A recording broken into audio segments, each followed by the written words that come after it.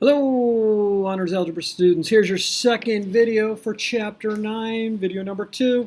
It's going to be about vertical motion. We'll see how long it takes. Maybe I'll do another topic, but I'm definitely going to go 3 videos so that they don't take too long. All right, so here we go. So vertical motion. Remember our formula is h equals negative 16t squared plus or minus v sub o t plus s. Now remember, the negative 16 is only 4 in feet per second. If we are in meters per second, it'll be a negative 4 9/10. S is our starting height, right? Starting height.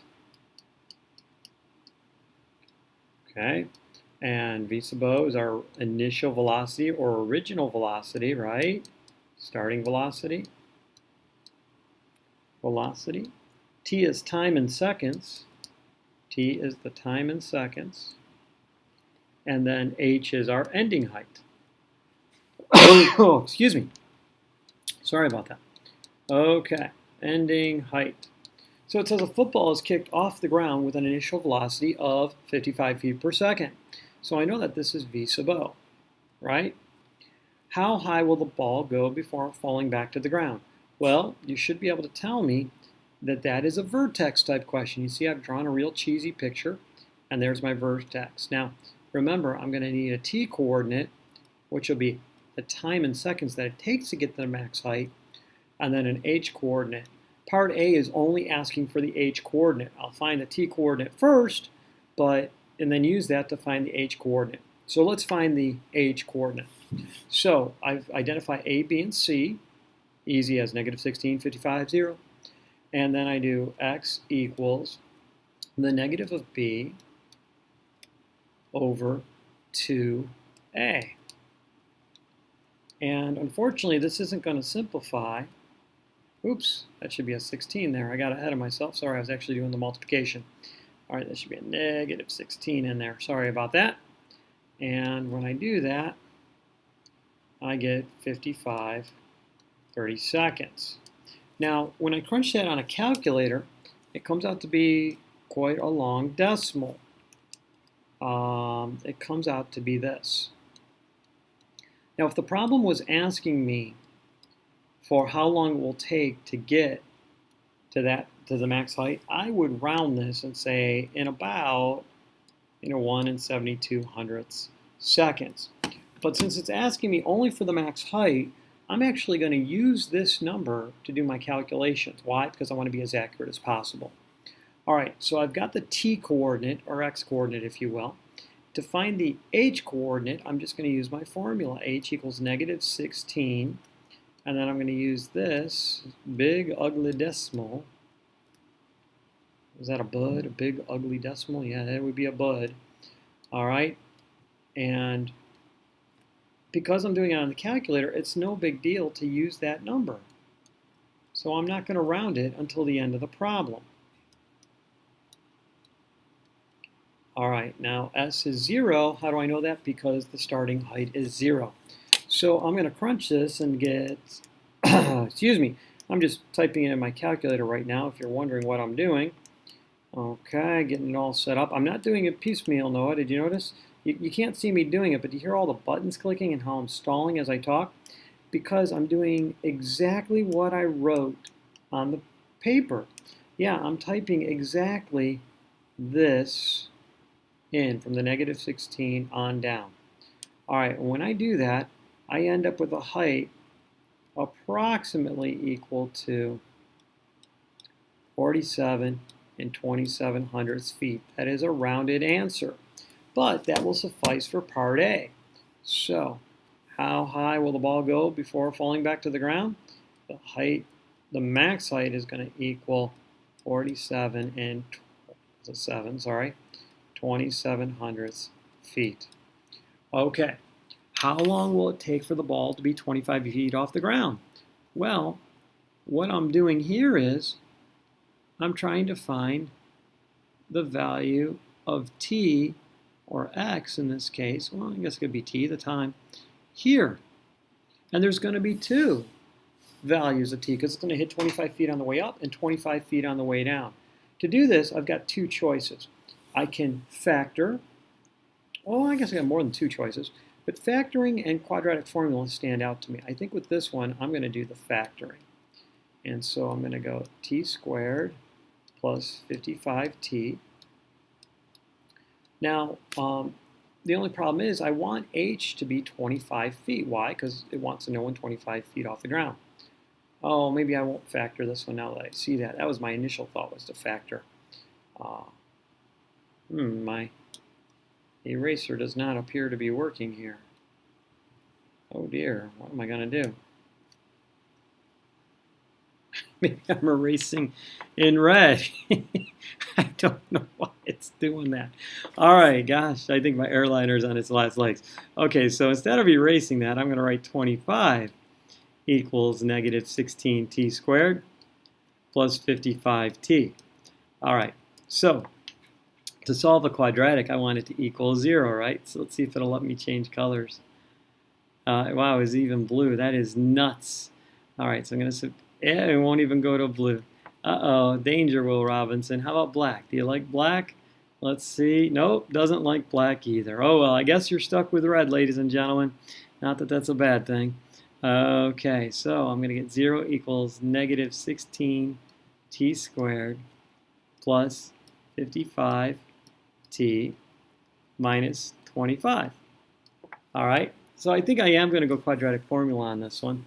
So now I'm going to identify A, B, C. Easy as negative 16, 55, negative 25. And I'm going to go to my formula. So T is going to equal negative B plus or minus the square root of B squared minus 4AC, and I don't want anybody to get bent out of shape there. Remember, I think it was on Wednesday, one group working on a problem really got confused because this was going to be a negative, but they forgot about the b squared part of it, right? That's all going to be over negative 32, by the way.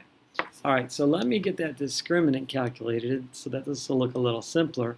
Negative 55 plus or minus the square root of, wow, I wonder why that won't change color. That's just driving me nuts, over negative 32. So I'm going to do 55 squared minus 4 times quantity of negative 16 times quantity of negative 25, and that comes out to be 1,425. Okay, so I don't think that's a perfect square. I just have a hunch that it's not. So the first thing I'm going to do is negative 55 minus the square root of 1,425. And I will divide that by negative 32. And when I do so, I get about 2 9/10 seconds. So T will take about 2 9/10 seconds. And that's only approximate answer. I should give the wavy equals. All right, it's not exact. I rounded it. And then to do the other one, I'll have to do negative 55 plus the square root of 1,425 divided by negative 32. And when I do that, I get T is approximately equal to 54 hundredths of a second, so a little bit over half a second. All right, so there's 2 times when it's going to hit the height of 25 feet. The first one here at about a little bit more than half a second, 54 hundredths. On the second one here, I can't remember what it was, 2 9/10 maybe, almost 3 seconds. Okay, so now if you think in terms of football, this is a pretty realistic problem because if we were punting it, we'd want it to have a hang time of 4 something. Okay, so a kickoff might have around the same hang time, so we're getting about there. So anyway. All right, when will the ball hit the ground? Well, that means my ending height, my ending height is going to need to be 0, right? And so we have a negative 16t squared, that's a t by the way, plus 55t. This is the one I want to factor because I'm going to pull out a negative t from both sides. I don't see a common factor between 16 and 55 other than 1. So I'm going to have 16t minus 55, right? And the product has to equal 0. So the first part will be negative t equals 0, which would imply that t must be 0, right? If I multiply both sides by -1. So there's one time when it'll hit the ground, and that's actually the starting time, so I won't put that in my answer. It's sitting on the ground before I kick it. The other time will be 16t minus 55 equals 0, and I'll have 16t equals 55, and then I'll divide by 16, and so I'll get 55 sixteenths, and I'll go to my calculator. I could go mixed number, but it's going to be kind of an ugly fraction. So I'll get about 3 44 hundredths of a second. About 3 44 hundredths of a second. I guess I misspoke on part B where I was talking about hang time, because that was only to get to 25 feet. That wouldn't actually be hang time of the ball. This, however, would be. This is when it's going to hit the ground. Now, in real football, a person might catch it, and that changes the ending height a little bit. Maybe they catch it 4 feet off the ground. Okay, maybe they don't kick with that exact velocity, but it's not that important to be nitpicky in the situation. All right, I'm going to pause. I want you to pause the video, and I want you to solve this part here, this problem here, all by yourself, okay? So here comes my solution. If you have not done it yet, you need to pause the video and give it a shot. All right, so let's see. First thing I'm going to do is I'm going to put a rocket here, right? Just something like that, nothing fancy. There's my rocket. Kind of looks like a bell or a plunger. I know this is going to be 12 feet. I know the rocket is going to go up and then come down. Oop, not like that. Come down and hit the ground, right? Okay, can't really erase that because it won't let me. I didn't give you the initial velocity, did I? Shame on me. Shame on me. Let's say with an initial velocity of 150 feet per second. Yeah, that's pretty fast. Let's see. All right. So I'm going to fill out my equation. So h equals -16 t squared plus 150 t and plus 12 because my starting height is 12 feet off the ground. All right, when will the rocket hit the ground? So I want h to be 0. And this looks like a great quadratic formula problem. So I'm going to find my discriminant, find a, b, and c, right? Oops, that's supposed to be a 12 there. Sorry, let me scribble that out, plus 12. All right, so let's go ahead and do ABC. ABC, easy as -16, 150, 12. All right, so I'm going to get t equal to 150 on -b, x equals -b plus or minus the square root of 150 squared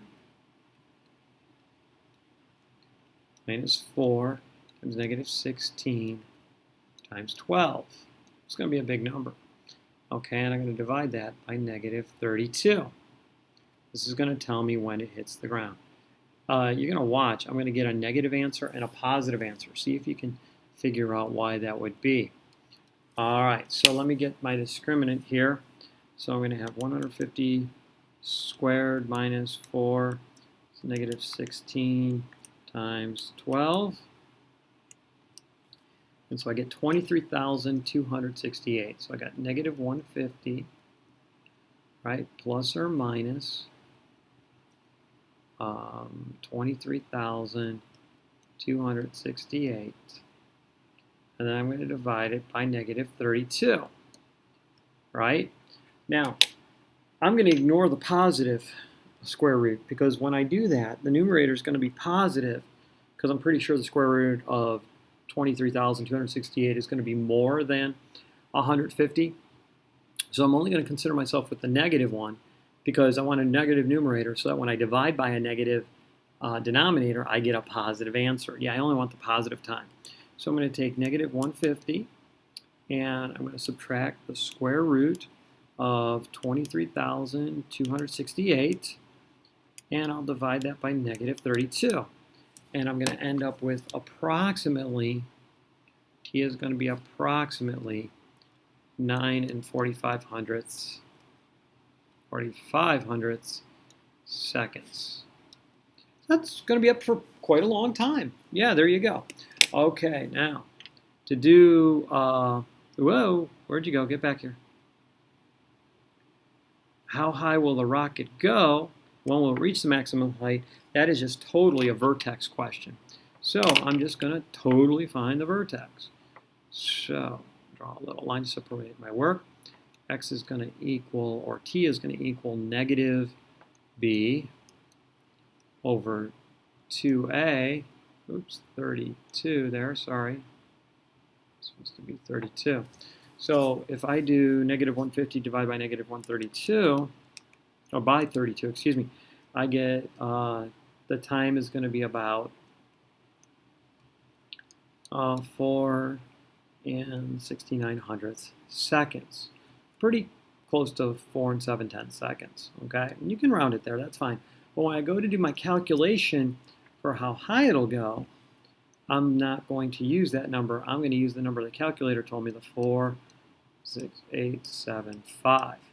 So when I do that, I'm going to have h equals negative 16 times this big ugly decimal, this bud here, 75 squared, plus 150 times that big ugly decimal,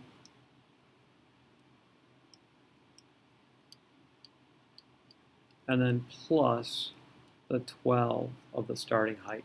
So I'm just going to go to my calculator here, and I'm going to get negative 16 times 4.6875, square it, plus 150 times 4.6875, plus 12. And when I do that, I get the rocket going approximately 363 and 56 hundredths feet. Okay, approximately that high. So I just answered A, B, and C. All right, the bell is about to ring, so I'm going to stop the video here, and then I will do one more video, and it'll cover the remaining topics. All right, so Mr. Lawrence signing off. Have a good night, everybody.